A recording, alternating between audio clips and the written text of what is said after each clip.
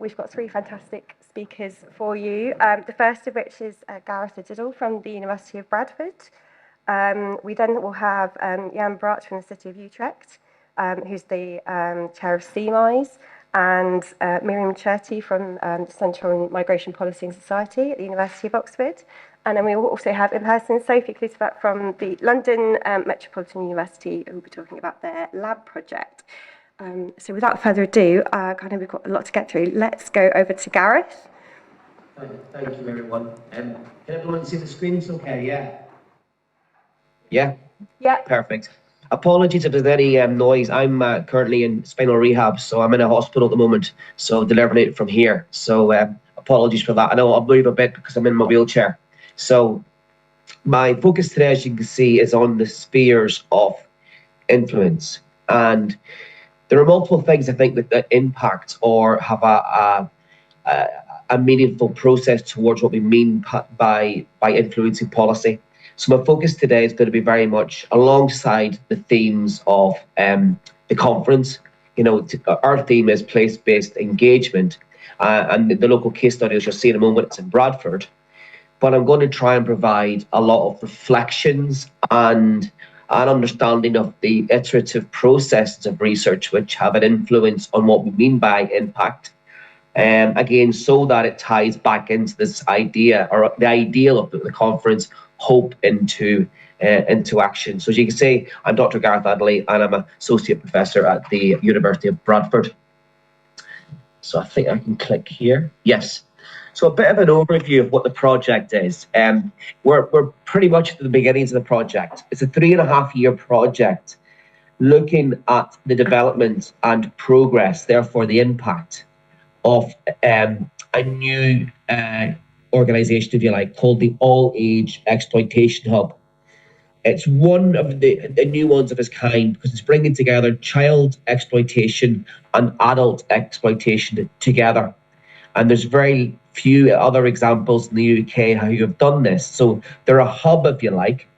And in doing so, they're trying to bring in us as independent oversight to try and follow them on the journey and support us support them in terms of co-production. Now, so what we're really at the moment is we're at a stage of what I call appreciative inquiry. So what we're doing is we're looking at the health of their organisational setup. Hence why I've focused on Bailey and Phipps. They're sort of 5 C's, because that fits very well with an organisational perspective of health. So we're looking at the workings and the research agenda, but ultimately as well, what do we mean by impact? And that's where I'm getting these various spheres of influence. And I'm going to go into that a little bit further in a moment. Excuse me, sorry. As you can see here, we've got ref and we've got impact. And I feel that in terms of this project, in terms of any project really building a level of resilience, we have to understand the multiple layers or parts of the puzzle. And the first 2 points, if you like, relate very much to the impacts on the researcher and where our eyes are as the researchers in terms of how do we aim to provide significant transformation and change. Where do we see our outputs going, so on and so forth, and how that impacts, I'm using the word impact again, the organisations that you're looking at. But interestingly as well, another impact for the City of Bradford is that it is going to be, it's a 2025 City of Culture. So in terms of a national lens, a lot of eyes are on the City of Bradford.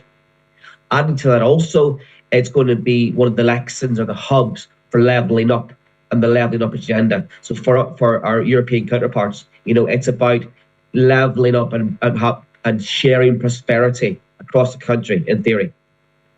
And as I say, Bradford's going to be one of those sort of areas of interest.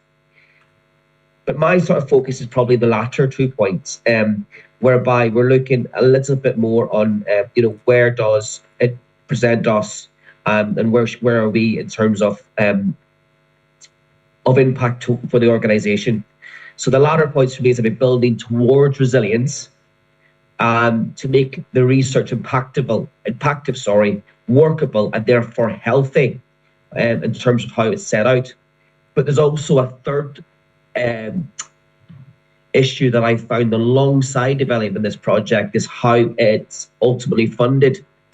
We've had lots of various talks and positions of central local authority funding.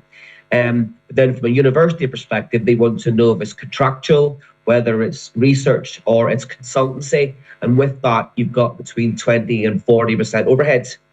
So there's a real issue in terms of how it's funded as well. We've also had a change locally in the political leader who's due to step down. So therefore, they're looking for all the people or partners who are a part of the hub to put their hands in the pockets and support this research as it develops. So that's why I'm saying at the moment, we're only at an appreciative stage. We're trying to help and work alongside to see, excuse my position, what's going on. That's where we're at the moment.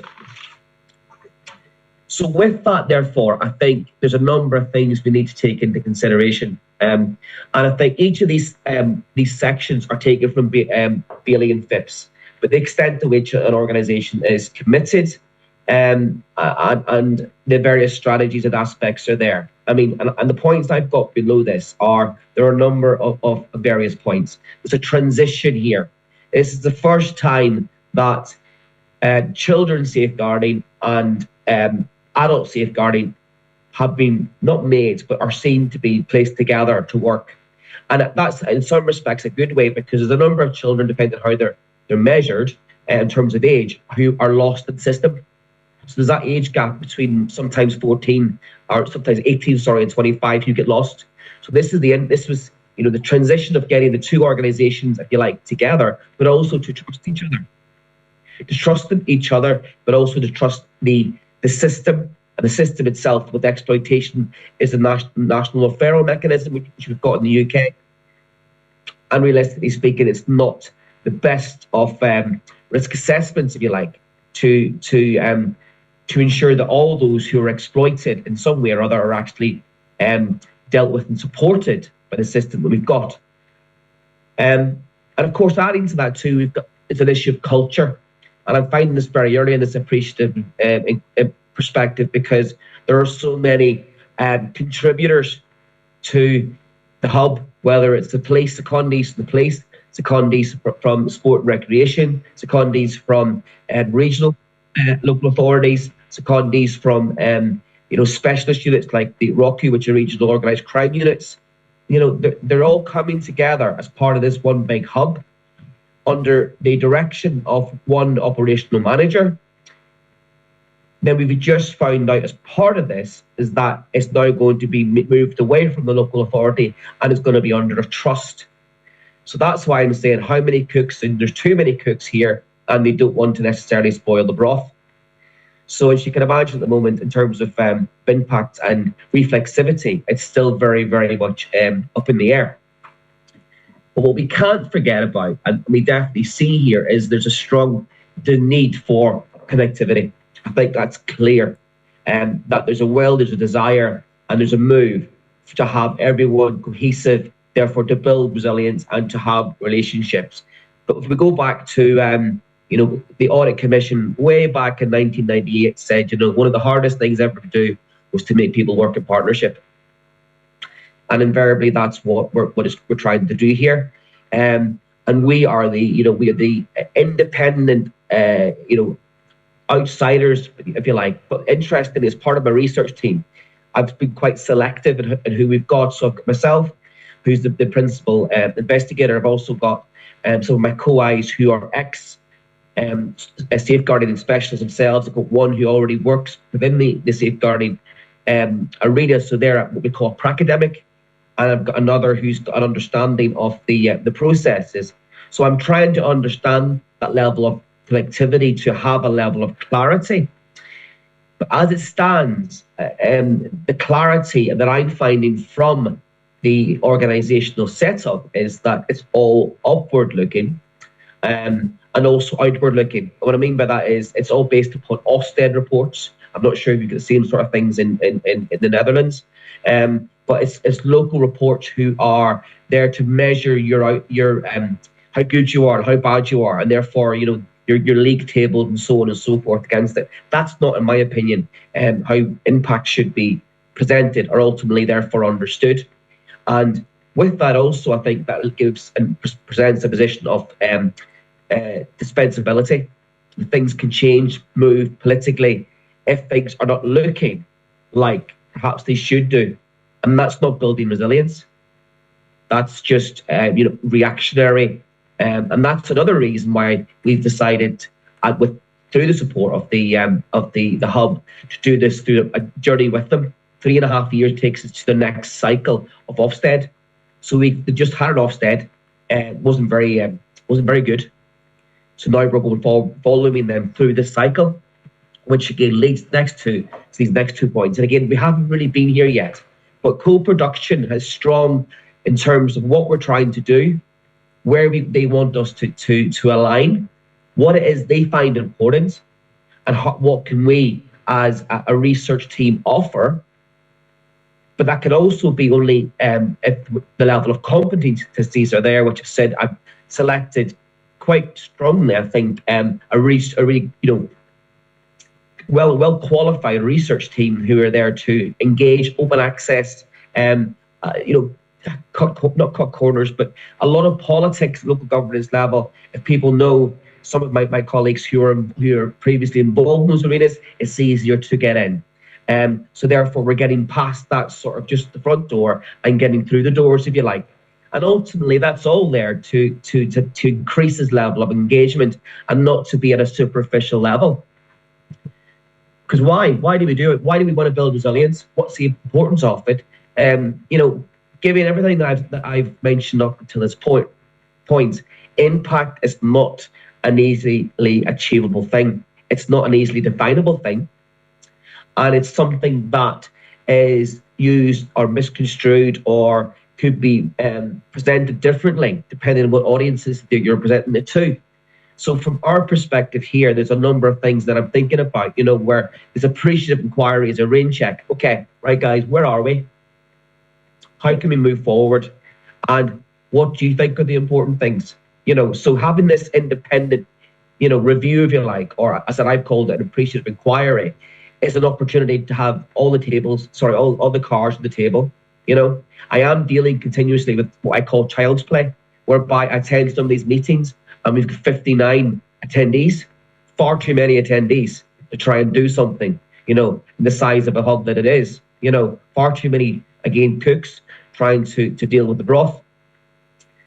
Alongside that, of course, we'll all come across these things is about issues of censorship versus reality, what you can and what you can't say, what you're allowed to say, and what ultimately as well as how I'm viewed as a researcher.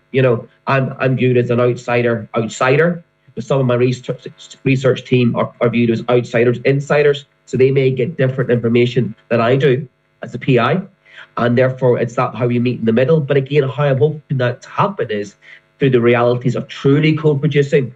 What we want to end up after the 3 years is to have a theory of change, an idea of what's happening, how it's happening, and ultimately, because all the eyes are on Bradford, is to present a perspective of good, if not best practice.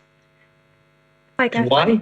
I'm so sorry to interrupt. I'm just a little bit mindful of time. And I think some of the things you're touching on and these struggles, I'm sure are really familiar to our other speakers as well. So is it okay if we pick that up a bit later? Absolutely. My last point was impact versus equals resilience, and resilience also focuses on impact. So apologies, I don't know what time it was. I could go on for days. Thank you so much. So at this point, we'll hand over to Myriam and Jan, who I'm sure will be able to build on that. Good morning, everyone, and thank you so much for having us at this panel. So my name is Myriam Cherti, and I'm a senior researcher at Compass, which is the Centre on Migration Policy and Society, Oxford University. And I'll be presenting with my colleague, Jan Braat, who is the chair of C-MISE, which is the City initiative on migrants with irregular status in Europe, and he's from the city of Utrecht. So I will start, say a few words, and then will show you a short video that summarizes a bit more and gives some insights into this project. And then I'll hand over to my colleague Jan. So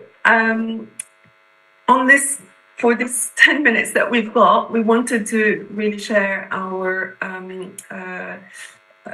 experience and present to you the City Initiative on Migrants with Irregular Status, C-MISE, as an example of knowledge exchange between cities and academia.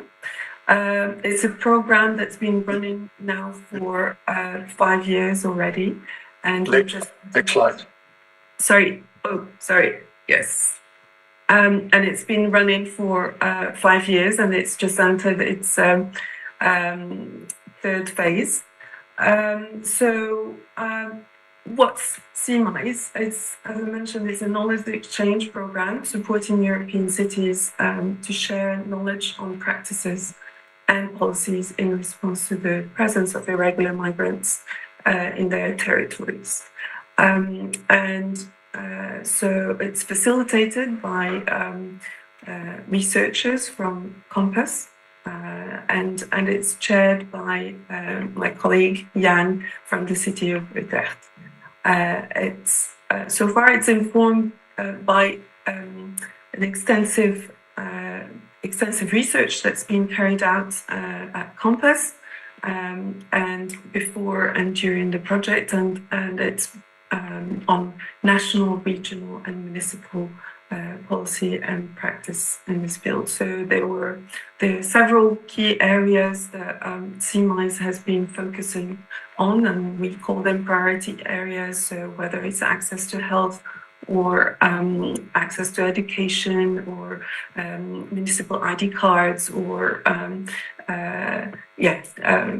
I'll leave Jan to talk a bit more about these, but just to give you an idea. So the key objectives of C-MISE, as you could see on the slide, is really one, to build a stronger body of evidence on city practices in relation to migrants with irregular status across Europe. Although initially the focus was European cities, but now we're kind of expanding a bit more.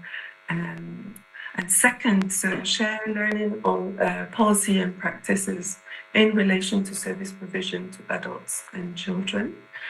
Third, to develop and disseminate guidance material on key areas of service provision, as I mentioned, so whether it's education, health, etc., and disseminate these to relevant municipalities across Europe. And finally, to share or develop a shared city perspective on ways in which irregular migrants could be mainstreamed into EU agenda, policy agenda. Now, I would like to show this short video that really kind of tries, and again, this shares the views also of Dr. Sarah Spencer, who's initiated this program, and a former colleague. What we set out to do with the research was to understand how local authorities, cities in particular in Europe, respond to the fact that there are people with a precarious or irregular immigration status living in their area. And the challenge for the cities is that those migrants aren't allowed to work and they're not allowed to access most welfare services. Our research made us realize that we needed to find principles and guidance for cities in the way they interact with people with irregular migration status. One of the things that we found in the research was that the cities had no means to come together to talk about the challenges they were facing. And so we've partnered with the cities to set up the City Initiative on Migrants with Irregular Status in Europe so that they could talk to each other and learn from the research that we'd done, and together produce this comprehensive guidance for local authorities across Europe on the different things that they can do to respond to this particularly vulnerable population. And what the researchers did, and which I'm very, very thankful for them is they gave us very nice information, very adequate information for our approach. And also they give us information about the mutual learning with other cities around Europe, how we can learn from each other. It was hugely rewarding working with the cities, and it was based on, in a sense, mutual respect for having different expertise on the issue that we could offer to each other. So we provided the research, they provided a lot of knowledge on what they were actually doing, and they learnt from each other and from us, and we facilitated the discussions. We have been able to change the narrative to discuss not only how to return people who are not authorized, but also how to best manage their presence while they're here. And that has been innovative and impactful in so many ways. Well, the Open Society Foundation support was obviously hugely important, but the ESRC funding and the IAA grant actually enabled us to bring more cities together to participate in a Europe-wide event, and there we met cities we hadn't known before, got them involved, and one in particular, Milan, became centrally involved and in fact has worked with its Association of Italian Municipalities to bring our initiative to many more Italian cities, so that was a much bigger impact than we could have hoped for. Now, after 20 years, and indeed it is also thanks to the C-MISE project, we have a cooperation with the national government, and I hope that this cooperation will even improve our own approach as well, as it improves the national network. It's been great for us because, of course, we are working with the people that work with migrants every day, so we can learn a lot as researchers from that experience. But at the same time, they can gain a lot by cooperating with academia, because they can base their policy decisions on the basis of academic rigor and evidence base. What was actually really key was to discuss sensitive issues within a neutral and safe space. The other thing that we did was develop an online tool to help local authorities and advice agencies assess the eligibility of families for support, and that's now been used by more than 40,000 users to assess eligibility in what is quite a complex area of law. We have now more than 50 cities from across 19 countries that have engaged in this process, have actually introduced new services as a result of it, or started to allow migrants with irregular status to have access to services that were already provided. Local authorities are talking about this group of people. They say to us now there's a sort of normalcy about it. It was that issue over there we didn't talk about. Now we talk about it as a normal part of what we do. For the longer term, we hope to be able to bring in a wider group of cities to see even more impacts on services and impacts on national and European Union policy. And we've begun that process in that one of the impacts that we've already had is to shift European Union policy towards victims of crime who have irregular status. And that, of course, is the only way in which you can ensure that everybody has protection from crime, regardless of why and how they're in the country.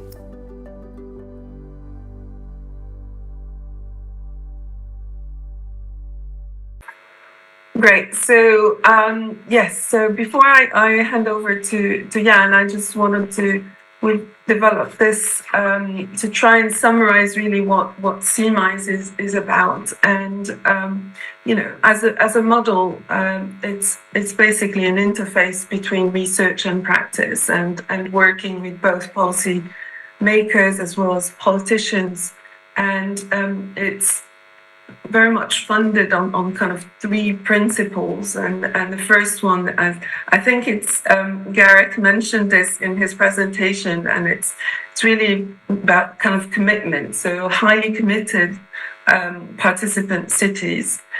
Secondly, an open space for this discussion mediated by researchers. So the cities are really leading, but we're kind of there in the background, kind of facilitating and creating that space. And then thirdly, mutual learning among and between cities and researchers over a period of time.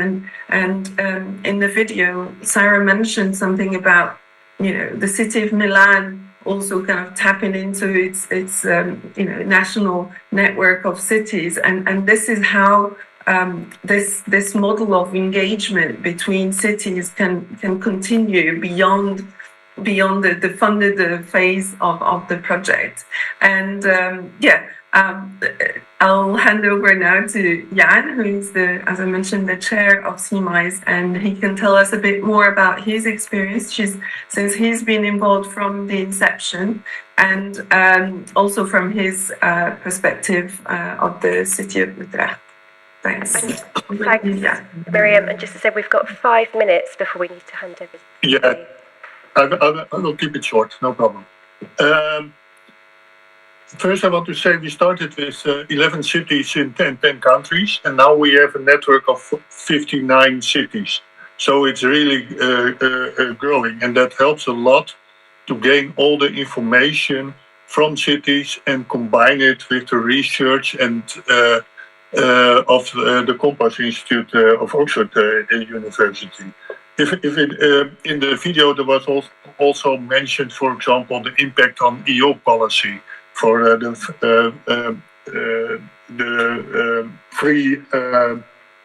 safe reporting of crime for undocumented. And it changed the research, and the lobby of the cities changed the EU policy in favor that also undocumented can go to the police and report if they are a witness or a victim of crime. But it goes further. For example, in the Netherlands, in Utrecht and other cities, we struck in 2018 an agreement with national government about giving shelter and giving legal guidance to undocumented migrants, and work together with immigration and the repatriation office to find the durable solution for that cases which are most of the time are wicked problems, and we get money for that. And because this is now working well and becoming a success, and we will probably in the summer we will have a structural agreement about that we talked about it within the C-MISE network, and the Belgian cities then talked with their national government about it, and they also have the same kind of agreement we have in the Netherlands. So you see that the impact of the network, the impact of working together can change the policies not only in the cities but also within national government, and working together from local and national government. And on the moment, it was already shortly mentioned, we were working on the city or municipal ID cards for undocumented in different cities. There are already examples in Montreal in Canada or in New York and other cities in the United States of city ID cards. And a few weeks ago, we had a meeting with cities as Berlin, Lyon, Utrecht, New York, Montreal, other cities, Zurich, to try to work out what is the way forward to get the city ID card be a part of the local policy, and what are the choices about it, and what is the impact for the undocumented migrants. And then my last remark will be, I think because of this network, because of the research that supports our recommendations, we can really change the lives of the undocumented to the better and have smart policies on a local level. And if we can also change the policies on national level. So if you want to know more, next slide, you can find us with the email. And thanks for your listening to our C-MISE. Thank you so much, Jan. That was great. And I have to say personally, so I worked on a ref impact case study about this project a few years ago, and this is the first time I've seen some of the testimonials and things that Jan and others have provided from this project. But this is the first time I've gotten to hear directly in person from somebody involved. So it's really lovely to be able to speak to you in person. So without further ado, we'll move on to our final speaker, who is Sophie Clutterbuck, who's from the London Met Lab at London Metropolitan University. Hi everyone, nice to see you in person and nice to see you online as well. I'm Sophie Clutterbuck and I'm the Director of London Engagement at London Metropolitan University. And today I want to talk to you about our civic and community strategy. So it's a bit different. I'm not talking about one project, I'm talking about what we do as an institution and how I get all the social scientists, researchers working with me on lots of projects. So first of all, just before I move on to the next slide, I want to say we're very lucky. In 2019, we got a new Vice-Chancellor who happened to be a Professor of Social Policy, who thought it was incredibly important that as a massive institution for us in London, we're actually in a very poor area, that we needed to, in her words, give back to the city. From that, we developed what I'm going to talk to you about now, which is the London Met Lab. And I don't know why it's not moving on. Sorry. Okay, perfect. Perfect. So we established the lab in 2020, and the goals were, as you can see, to embrace the strategic priorities of our London partners, provide value-driven graduates, and also provide our staff and students the opportunity to work in the local community. Something Adrian said earlier that we really concentrated on. None of this work is us going into the community saying, we have this idea, we want to test it on you. In my first year of this work, I went out and spoke to organisation after organisation, and they kept on saying to me, we're fed up being done to by universities, we want to do with. And so we could co-produce all of our work that we do in the local community with the participants that we're talking about. They get named on the papers and they get involved. They would come and speak at things like this. If I had more than 10 minutes, we'd have them here. So how do we do it? We engage, and I'm going to go into a little bit more in a minute, but we engage with London partners, local education providers, alumni. We contribute to governance within the local boroughs. London's very different to other cities. We see every borough as a city. When you take Tower Hamlets borough is actually bigger than Manchester or Liverpool. So you have to take each borough as a separate area. And we very much place our stuff in place. So the 3 boroughs that we have, the university, and then also where our students come from as well. We're looking at doing engagement and meaningful engagement. So these relationships already, some of them are 20 years old. We pulled them together into the lab. Some of them are new over the last 2-3 years, but we've signed memorandums of understanding with all our partners that are a minimum of 5 years in the future. So we can see what we're going to do with them for at least a minimum of 5 years. That, just in case you're wondering about that picture, that's actually the view from our university. And you can see the dichotomy of where we work. Very poor, but then you've got the city in the background, which is obviously some of the richest areas in the country. So we talked about challenges in the last session as well, and that's exactly what we decided to do. At the start, when we set up the lab, we had local community reps, we had staff reps, we had student reps. There was over 100 came together to talk and look at the challenges that London's facing. And these are the 6 wide challenges we decided on. You can all read, I'm not going to read to you what they say. But yeah, we decided, and so all our work in the local community and around London is based on one of these areas. Staff are obviously really important. And this is another way I've been really lucky institutionally. I get 3,600 hours of academic time to work with me on these projects a year, and they get those hours in their workload allocation models. So they get released from teaching, marking, whatever it is, so they can do this work. We have them from all across the university, but what's really interesting, it seems that every project will have a social scientist coming in Because of the nature of working with community, we need that side of things. I'm a social scientist as well from background, so maybe that's something to do with it as well. But we make sure that happens. As I say, they're all specialists. All these people are my challenge champions, and they're all specialists in a specific one of those 6 areas. And I have 6 who lead, so there'll be professors in that area or senior lecturers in that area who've got really strong research in that, but we also have a lot of early career researchers coming as well through this as well, working together again, which is good. What's been really good is it's very cross-discipline. I think there's only one project we've done so far that hasn't been cross-discipline, which has been really interesting.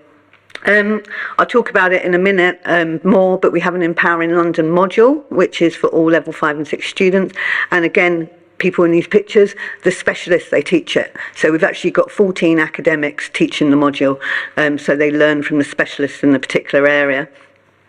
As I say, we went out and talk to the community. That's how we find out what's needed, and then we do the research back on it. We have recently, in the last year, added a progression route linked to this work for associate professor, and we also use our high funding to fund some of this work as well. So it's very embedded in the university from the strategy down, and it's in our university strategy as well. These are some of our students in the community. Any research we do in the community, we always have students. At London Met, our students, they can't volunteer, so they either get credit or paid for every single piece of work they do. And as I say, the module, we have 2 of the Empowering London module. We have one for UK and home students, and they can be level 5 or 6. The first semester they learn all about the 6 challenges from the specialists, and in the second semester they go out into the community. They either do a research, a placement, but it has to be directly related. We also have a similar module for international students, and the idea about that is from their learnings about London, what can they do about in their own city, and then they have to do a plan for an idea in their own city. Oh, didn't mean to do that. Sorry, that was one of the students talking. This is just some examples of the research that have been across areas. From COVID to health inequalities to the Black and Ethnic Minority Employment Gap work. We ran the Social Integration and Regeneration Learning Network across 23 boroughs in London, and we evaluate a lot of projects that are going on. These are just some examples at the moment. I'm going to go into a bit more. This is just a quick overview of the lab and the numbers. We were shortlisted, I'm just blowing my own trumpet here, but we were shortlisted for the Times Higher local community, and we got silver in the social mobility awards, but also you can see the numbers. That was just in the first year of the lab. That's what we did in the first year. And now I'm going to talk to you a little bit about a particular area we did, which was in Islington, which is our main in-borough place. Probably people who don't live in London think Islington's a really rich place. It has the 4th in the country for child poverty. So it's a real dichotomy again, lots of rich, lots of poor. You're going to have to excuse these pictures because I do pop up in a lot of them. But we signed an anchor institution agreement with the council, with City University, with Arsenal Football Club, with the health, everyone, to look at how can we make the area better and the different projects we can do. And these are just some examples of projects we've been doing. So we've been working on the living wage. These are some non-research projects, just to give you some ideas of how much work's been going on. And these are some of the partnerships we've made as well to do some of this work as well. Again, these are the ones that aren't particularly to do with research, but I just thought it was good for you to understand it's not just research. We do it as a whole package when we're working in the areas. One piece of research we did do was working with Islington Elders, and this was actually celebrating ageing. We did a big research piece on celebrating ageing with Islington Elders. We also worked with the LGBTQI plus community and did another big research project with them at the same time. And this is one of my favourite things. We've been working with the Anti-Apartheid Trust, and they're opening a new centre of memory and learning in the UK.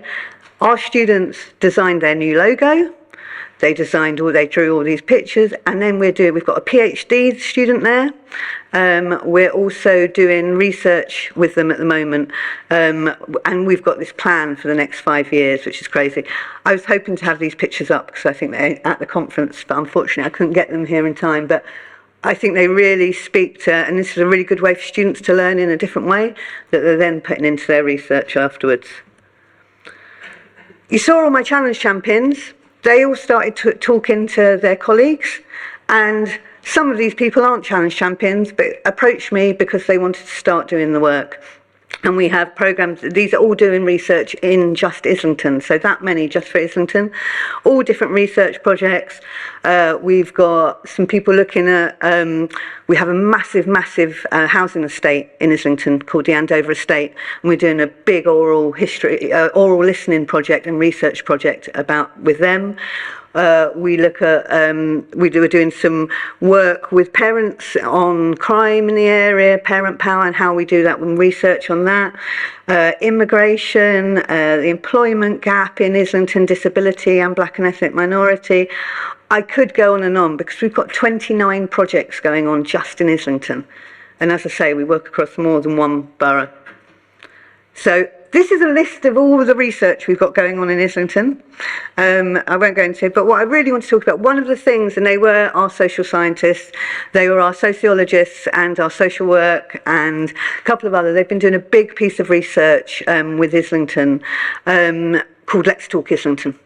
And Islington started it, but we have run the research, we've run the focus groups, we've been out there talking to the community, really listening, and I think it's a lovely little video. I just want to show you a little bit to see what it is. I won't play the whole thing, I'm just going to play. How do I get to the button for the video? Sorry, the mouse isn't. Oh, is it working now? Yeah, it's work out. Let's Talk Islington has been really successful. It's been our largest ever conversation in the borough. We've spoken to over 6,000 people. We spoke to people in their school, in their workplace, on the streets. It's been a really in-depth and enlightening conversation. So it's really important that we do continually go back and make sure that we're listening and hearing the right things, and so that we can be testing whether we are getting things right or not. Cost of living is so high. You have rent, you have electricity, you have telephone. Those are things eating up the money. Well, I'd like it to be more equal. We need more social housing, a lot more. Regeneration, that's what I'd like to see. There's a big divide between rich and poor. It certainly means that I think what is available to people is going to be dependent on whether they sit in the have or the have not crowd. I think it's really important that this project is happening. It's clearly reaching out to all different corners of the borough, so it's really important that those voices are going to be coming through and fed straight into the heart of decision making and policy making in the borough.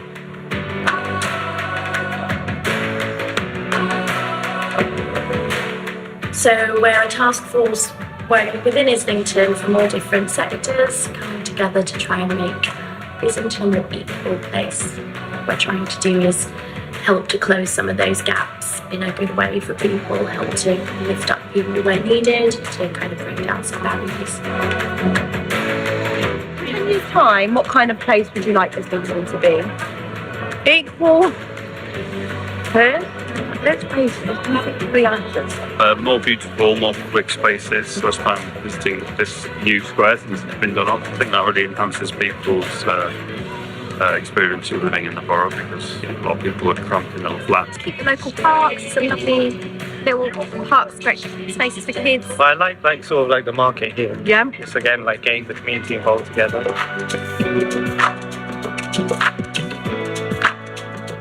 When people are presented with just a survey, you don't really get the rich detail of their lives, of their lived experience. And so this whole project is about amplifying those voices. I came first of all for the exercise this morning, and then I hang around and have tea and chat with my friends. Then we have a meal, we share a meal together, which is really nice. We just sit around and chat about little concerns of ours that we have, our well-being and what we would like to happen.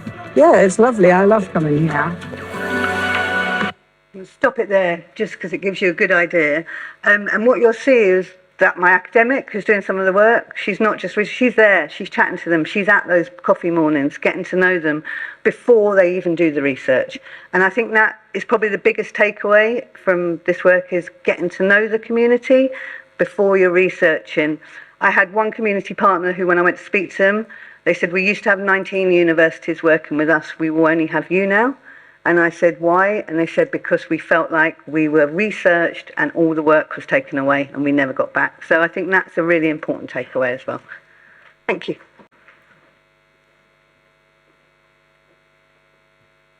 Thank you so much, Sophie, and to all our speakers for, I think we could have 6 sessions on this, 12 sessions on this. I mean, each project is so different in their approach, but so common in the kind of aims and what they're trying to achieve. It's yeah, so much to muse on. I'm really aware that actually the next session is due to start in 10 minutes. So I'm wondering, Gareth and Myriam, do you want to do a quick plug of any sort of social media or websites that people might be able to find you at? And if people want to ask some questions, maybe we could take that online. Yes, that sounds like a good idea. That's fine. We can share the links yeah. Can I just ask, with that story, are we able to share our slides with the individuals, or I mean, obviously not going to do it online, but amongst the people here? Because I would really like to see your slides again, Myriam and Jan's, just to see the one in particular with the infographics really interests me. And also a question I would like to ask you about modern day slavery, how that's impacted, obviously based on what was happening in the UK and how it's replicated in terms of procedure and the victim side of things in other cities. So we can discuss that online if possible. Absolutely, as in my job as a research impact facilitator, I will make that happen. And also thank you very much to Sophie for joining us in the room. I'm sure, let's go for tea and coffee, and please swamp Sophie with your questions in an orderly fashion. But let's give a big thank you to all our speakers for a really excellent session. Thank you. Thank you. Thank you. Thank you, mate. Bye-bye.